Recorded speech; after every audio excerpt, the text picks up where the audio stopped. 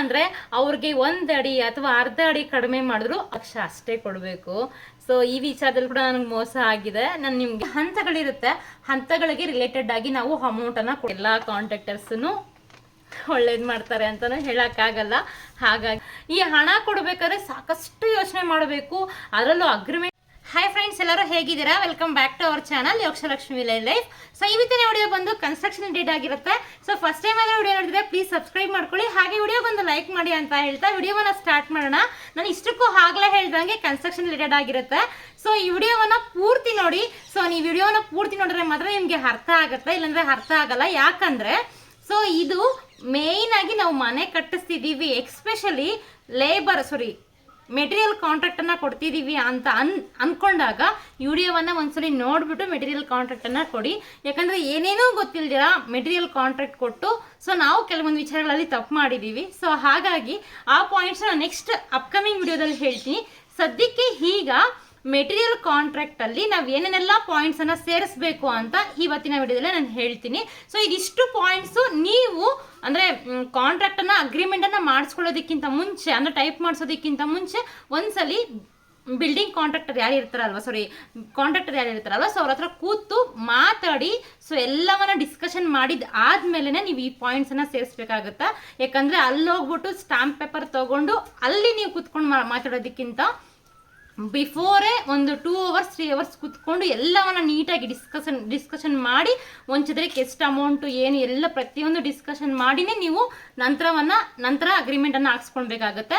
So ಹಾಗಾಗಿ ಅದಕ್ಕಿಂತ ಮುಂಚೆ ವಿಡಿಯೋನ ನೋಡಿ, ಯಾಕಂದರೆ ಅರ್ಧಂಬರ್ಧ ನಾಲೆಜ್ ಇದ್ದರೆ ನಿಜವಾಗ್ಲೂ ಹೇಳ್ತೀನಿ ಸೊ ಮೋಸ ಹೋಗೋ ಚಾನ್ಸಸ್ ತುಂಬ ಇರುತ್ತೆ. ಹಾಗಾಗಿ ವಿಡಿಯೋನ ಕೊನೆ ತನಕ ನೋಡಿ. ಬನ್ನಿ ಹಾಗಾದರೆ ಒಂದಷ್ಟು ಪಾಯಿಂಟ್ಸನ್ನು ಬರೆದಿಟ್ಕೊಂಡಿದ್ದೀನಿ. ಸೊ ಯಾವ ಪಾಯಿಂಟ್ಸ್ ಮೇಜರ್ ಆಗಿ ನಾವು ಅಗ್ರಿಮೆಂಟಲ್ಲಿ ಕರೆಕ್ಟಾಗಿ ಬರ್ಸಿರ್ಬೇಕು ಅಂದರೆ ಟೈಪ್ ಮಾಡಿಸಿರ್ಬೇಕು ಅನ್ನೋದು ನೋಡೋಣ, ಓಕೆನಾ?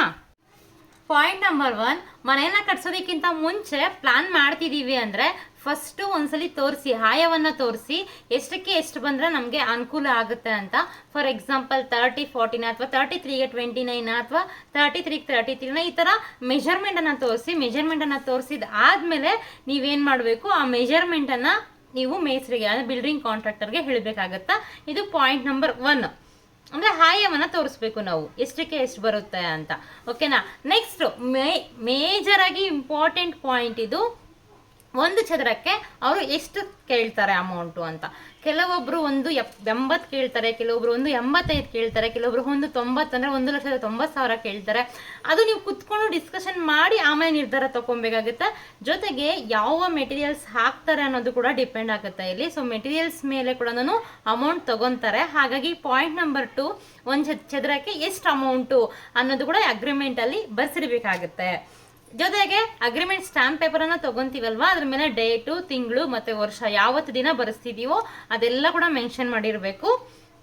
ನೆಕ್ಸ್ಟ್, ಈಗ ಮನೆ ಎಷ್ಟು ಮಹಡಿ, 1 ಫ್ಲೋರಾ ಅಥವಾ 2 ಫ್ಲೋರಾ ಅಥವಾ 3 ಫ್ಲೋರಾ ಅಥವಾ ಏನೇನೆಲ್ಲ ಎಕ್ಸ್ಟ್ರಾ ನೀವು ಮಾಡಿಸ್ತೀರಾ ಅನ್ನೋದು ಕೂಡ. ಫಾರ್ ಎಕ್ಸಾಂಪಲ್ ಬಾಲ್ಕನಿ ಎಕ್ಸ್ಟ್ರಾ ಮಾಡಿಸ್ತೀರಾ ಅಥವಾ ಎಷ್ಟು ಫ್ಲೋರ್ ಮಾಡಿಸ್ತೀರಾ, ಎಷ್ಟು ರೂಮ್ ಮಾಡಿಸ್ತೀರಾ ಮೇಲೆ ಅನ್ನೋದೆಲ್ಲ ಪೂರ್ತಿ ಡೀಟೇಲ್ ಆಗಿ ಅದರಲ್ಲಿ ಬರ್ಸಿರ್ಬೇಕು. ನೆಕ್ಸ್ಟ್ ಬಂದು ಸಿಮೆಂಟ್, ಮೇಜರ್ ಇಂಪಾರ್ಟೆಂಟ್ ಆಗಿ ಸಿಮೆಂಟ್ ಯಾವ ಬ್ರ್ಯಾಂಡ್ ಹಾಕ್ಸ್ತಿದ್ದಾರೆ ಅಂದರೆ ನಾವು ಬಿಲ್ಡಿಂಗ್ ಕಾಂಟ್ರಾಕ್ಟರನ್ನು ಕೇಳಬೇಕು, ನೀವು ಯಾವ ಬ್ರ್ಯಾಂಡ್ ಸಿಮೆಂಟ್ ಹಾಕ್ತೀರಾ ಅಂತ. ಕೇಳ್ಕೊಂಡಾಗ ಅವ್ರು ಹೇಳ್ತಾರೆ ನಾವು ಈ ಥರ ಹಾಕ್ತೀವಿ ಅಂತ. ಇಲ್ಲ ನಮ್ಗಿನ್ನ ಬೇರೆ ಬ್ರ್ಯಾಂಡ್ ಬೇಕು ಅಂದರೆ ಆ ಬ್ರ್ಯಾಂಡ್ ಮೇಲೆ ಕೂಡ ಅವರು ಅಮೌಂಟು ಫಿಕ್ಸ್ ಮಾಡ್ತಾರೆ. ಹಾಗಾಗಿ ಸಿಮೆಂಟ್ ಯಾವ ಬ್ರ್ಯಾಂಡ್ ಅಂತ ನೀವು ಕೇಳ್ಕೊಬೇಕು. ಜೊತೆಗೆ ಯಾವ ಗ್ರೇಡ್ ಹಾಕ್ತಾರೆ ಅನ್ನೋದು ಕೂಡ ನೀವು ಕೇಳ್ಕೊಬೇಕಾಗತ್ತೆ, ಪ್ಲಾಸ್ಟ್ರಿಂಗ್ಗೆ ಮತ್ತು ಗೋಡೆ ಕಟ್ಟೋದಕ್ಕೆ. ಜೊತೆಗೆ ಪಿಂತ್ಗೆ ಇದಕ್ಕೆಲ್ಲನೂ ಬ್ರ್ಯಾಂಡ್ ನಾವು ಯಾವ ಗ್ರೇಡು ಅಂತ ನೀವು ಕೇಳಿಕೊಂಡು ಆ ಗ್ರೇಡ್ ಕೂಡ ಮೆನ್ಷನ್ ಮಾಡಿಸಿರ್ಬೇಕಾಗುತ್ತೆ. Next point number 6, steel. So major ಆಗಿ ಸ್ಟೀಲ್ ಕೂಡ ನಮ್ಮ ಬಿಲ್ಡಿಂಗ್ಗೆ ಬೇಕಾಗುತ್ತೆ.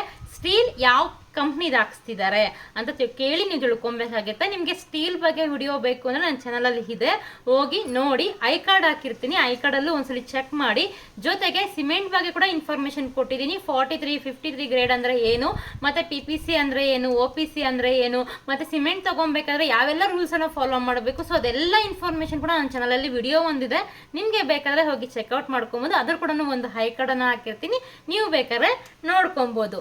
ಅಂದ್ರೆ ಸಿಮೆಂಟ್ ಯಾವ ಕಂಪ್ನಿದು ಹಾಕ್ತಾರೆ, ಜೊತೆಗೆ ಸೊ ಎಷ್ಟು ಹಾಕ್ತಾರೆ, ಎಷ್ಟು ನಂಬರ್ ಹಾಕ್ತಾರೆ, 500 ಹಾಕ್ತಾರ, 550 ಹಾಕ್ತಾರ, ಅದು ಕೂಡ ಇರುತ್ತೆ.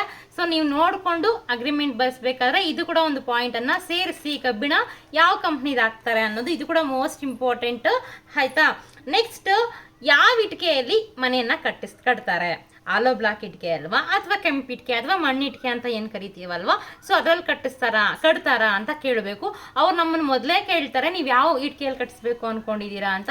ನಾವು ಆಲೋ ಬ್ಲಾಕ್ ಇಟ್ಕೆ ಅಂದರೆ ಸ್ವಲ್ಪ ರೇಟ್ ಕಡಿಮೆ ಇರುತ್ತೆ, ಇಲ್ಲ ಮಣ್ಣಿಟ್ಕೆ ಅಂದರೆ ಸ್ವಲ್ಪ ರೇಟ್ ಜಾಸ್ತಿ ಇರುತ್ತೆ. ಅಂದರೆ ಒಂದು ಚದರದ ಮೇಲೆ ಮಿನಿಮಮ್ ಒಂದು 10 ಅಂದರೆ 15,000 ಜಾಸ್ತಿ ಕೂಡ ಇರುತ್ತೆ. ಸೊ ಇದು ಕೂಡ ಮೈಂಡಲ್ಲಿ ಇಟ್ಕೊಂಡು ನೀವೇನು ಮಾಡಬೇಕು, ಅಗ್ರಿಮೆಂಟಲ್ಲಿ ಬರೆಸ್ಬೇಕಾಗತ್ತೆ. ನೆಕ್ಸ್ಟು ಸಂಪು ಮತ್ತೆ ಕಾಂಪೌಂಡು ಮತ್ತೆ ಮೇಲೆ ಟ್ಯಾಂಕ್ ರೂಮ್ ಏನಿದೆಯಲ್ಲ, ಸೊ ಇದನ್ನೆಲ್ಲ ಒಟ್ಟಾರೆಯಾಗಿ ಕಟ್ಟಿಸಿ ಕೊಡೋ ಥರ ನೀವು ಅಗ್ರಿಮೆಂಟಲ್ಲಿ ಬರೆಸ್ಬೇಕಾಗತ್ತೆ.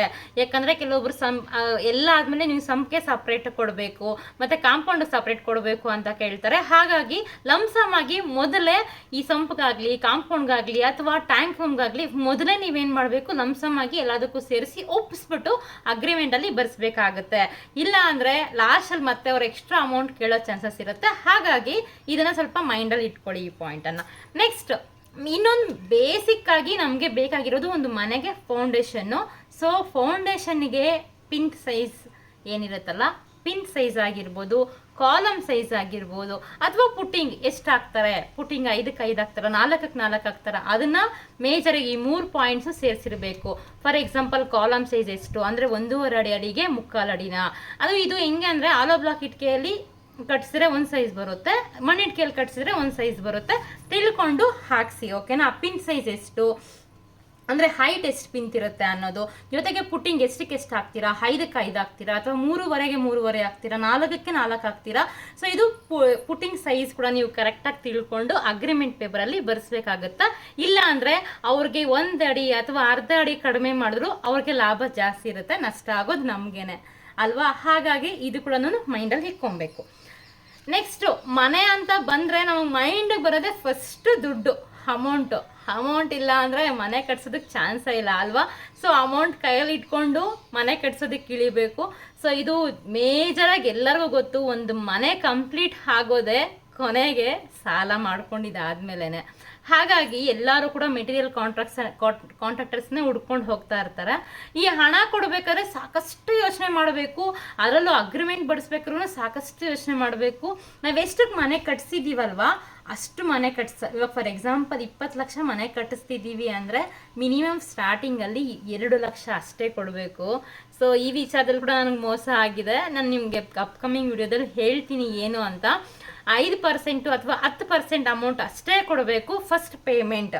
ಆಮೇಲೆ ಯಾವ್ಯಾವ ಲೆವೆಲಲ್ಲಿ ಎಷ್ಟೆಷ್ಟು ಅಮೌಂಟ್ ಕೊಡಬೇಕು ಅನ್ನೋದು ಕೂಡ ಅಗ್ರಿಮೆಂಟ್ ಪೇಪರಲ್ಲಿ ಬರೆಸ್ಬೇಕಾಗತ್ತೆ. ಫಾರ್ ಎಕ್ಸಾಂಪಲ್ ಫೌಂಡೇಶನ್ ಆದಮೇಲೆ ಎಷ್ಟು ಕೊಡಬೇಕು, ಗೋಡೆ ಲಿಂಟಲ್ ಲೆವೆಲ್ ಬಂದಮೇಲೆ ಎಷ್ಟು ಕೊಡಬೇಕು, ಸ್ಲ್ಯಾಬ್ಗೆ ಎಷ್ಟು ಕೊಡಬೇಕು, ಪ್ಲಾಸ್ಟ್ರಿಂಗ್ ಎಷ್ಟು ಕೊಡಬೇಕು, ಈ ಥರ ನಾನಾ ರೀತಿಯ ಹಂತಗಳಿರುತ್ತೆ.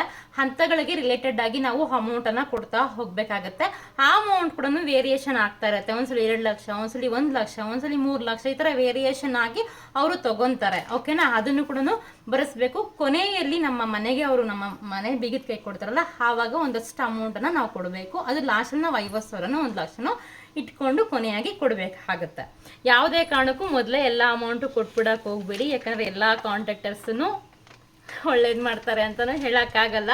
ಹಾಗಾಗಿ ಯಾವುದಕ್ಕೂ ಯಾಮಾರಕ್ಕೆ ಹೋಗಬೇಡಿ. Next, labour shed. ಇವಾಗ ಫಾರ್ ಎಕ್ಸಾಂಪಲ್ ಬಿಲ್ಡಿಂಗ್ ಕಾಂಟ್ರಾಕ್ಟರ್ ನಮ್ಮೂರವರೇ ಆಗಿರಲ್ಲ, ಬೇರೆ ಬೇರೆ ಊರುಗಳಿಂದ ಬಂದು ಕಟ್ತಿರ್ತಾರೆ. ಸೊ ಅವ್ರಿಗೆ ಉಳ್ಕೊಳ್ಳೋದಕ್ಕೆ ಮನೆ ಬೇಕು. ಆ ಶೆಡ್ಡನ್ನು ಅವರೇ ಕಟ್ಕೊಳ್ಳೋ ಥರ ನೀವೇನು ಮಾಡಬೇಕು, ಅಗ್ರಿಮೆಂಟಲ್ಲಿ ಬರೆಸ್ಬೇಕಾಗತ್ತೆ. ಇಲ್ಲಾಂದ್ರೆ ನಮ್ಗೇನಾದ್ರು ಎಕ್ಸ್ಟ್ರಾ ಬೇಕು ಅಂದ್ರೆ ನಾವು ಕಟ್ಸ್ಕೊಬೇಕೇ ಹೊರತು ಅವರೇ ಕಟ್ಕೊಂಡು ಅವರೇ ದಬ್ಕೊಂಡು ಹೋಗ್ತಾ ಇರ್ತಾರೆ ಕೆಲಸ ಎಲ್ಲ ಮುಗಿದಾದ್ಮೇಲೆ. ಸೊ ಅದನ್ನು ಒಂದು ಪಾಯಿಂಟ್ ಬರೆಸಿ.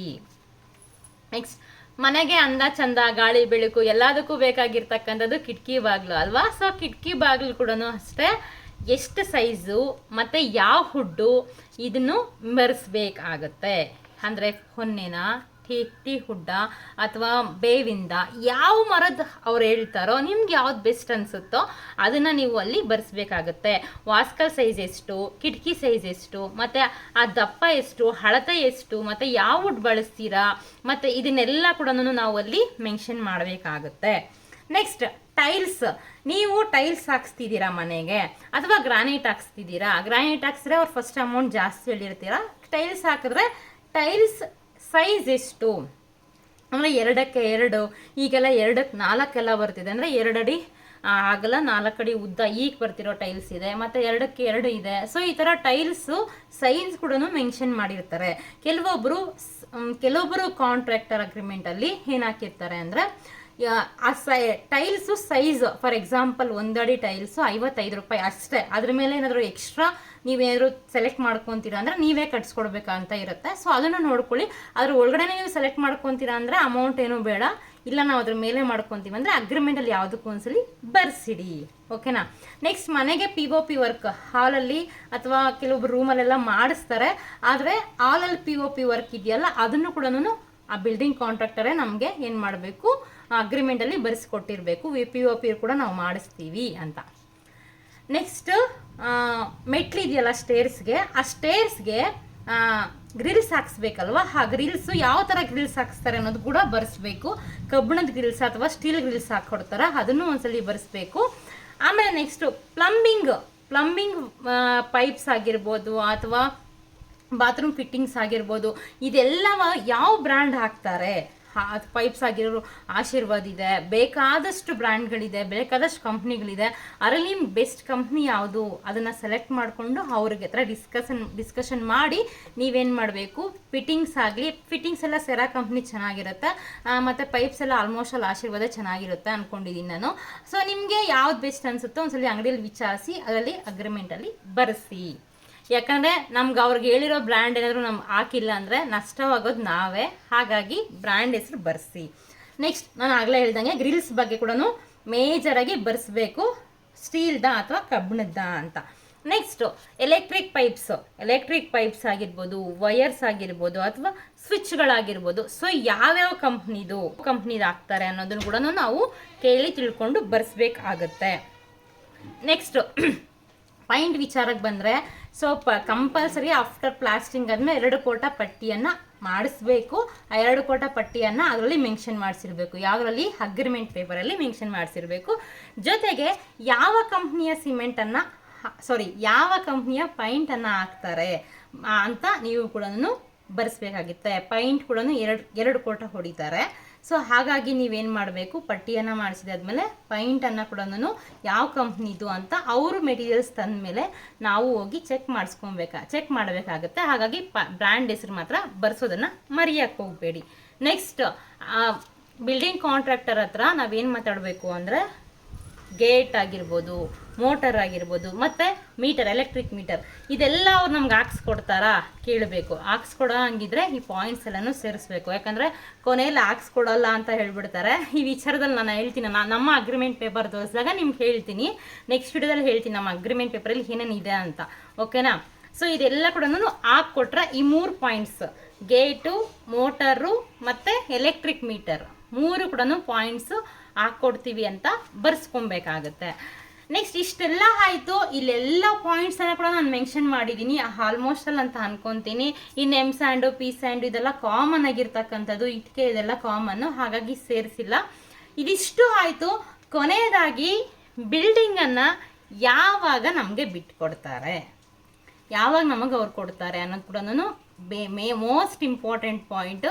ಇದಿಲ್ಲ ಅಂದರೆ ಅವರು 1 ವರ್ಷನೂ ತಗೊತಾರೆ, 2 ವರ್ಷನೂ ಮನೆ ತಗೊತಾರೆ. ಹಾಗಾಗಿ ಯಾವ ಡೇಟ್ಗೆ ನಮಗೆ ಮನೆ ಕೊಡ್ತಾರೆ ಅನ್ನೋದು ನೀವಲ್ಲಿ ಏನು ಮಾಡಬೇಕು, ಅಗ್ರಿಮೆಂಟ್ ಪೇಪರಲ್ಲಿ ಬರ್ಕೊಡ್ಬೇಕು. ಜೊತೆಗೆ ಆ ಅಗ್ರಿಮೆಂಟ್ ಪೇಪರಲ್ಲಿ ಯಾವಾಗ ಅಮೌಂಟ್ ಕೊಡಬೇಕು ಅನ್ನೋದು ಇದೆಯಲ್ಲ, ಅದು ನೀವಾಗ ಸರಿಯಾದ ಟೈಮ್ಗೆ ಅವ್ರಿಗೆ ಒದಗಿಸಿ ಕೊಡಬೇಕು. ಇಲ್ವಾ, ಬಿಲ್ಡಿಂಗ್ ನಮ್ಮ ಕೈಗೆ ಟೈಮ್ ಸರಿಯಾಗಿ ಬರೋದಿಲ್ಲ. ಸೊ ಟೈಮ್ ಸರಿಯಾಗಿ ನಾವು ಅಮೌಂಟ್ ಕೊಟ್ಟರೆ ಅವ್ರು ಟೈಮ್ ಸರಿಯಾಗಿ ನಮಗೆ ಬಿಲ್ಡಿಂಗ್ ಕೆಲಸನೂ ಮುಗಿಸ್ಕೊಡ್ತಾರೆ. ಹಾಗಾಗಿ ಈ ಒಂದು ಪಾಯಿಂಟನ್ನು ಮರಿದೆ ನೀವೇನು ಮಾಡಬೇಕು, ಸೇರಿಸ್ಬೇಕು. ಕೊನೆಯದಾಗಿ ಯಾರು ಕಾಂಟ್ರಾಕ್ಟರ್ ಇರ್ತಾರಲ್ವ ಅವ್ರ ಸೈನು ಮತ್ತು ನಿಮ್ಮ ಓನರ್ ಸೈನು, ಇಬ್ಬರು ಸೈನ್ ಕೂಡ ಆ ಒಂದು ಅಗ್ರಿಮೆಂಟ್ ಪೇಪರಲ್ಲಿ ಹಾಕಬೇಕಾಗುತ್ತೆ. ಅಗ್ರಿಮೆಂಟ್ ಜೆರಾಕ್ಸ್ ಅವ್ರು ಕೊಟ್ಟು ಒರಿಜಿನಲ್ ನೀವನ್ನು ಇಟ್ಕೊಳ್ಳಿ.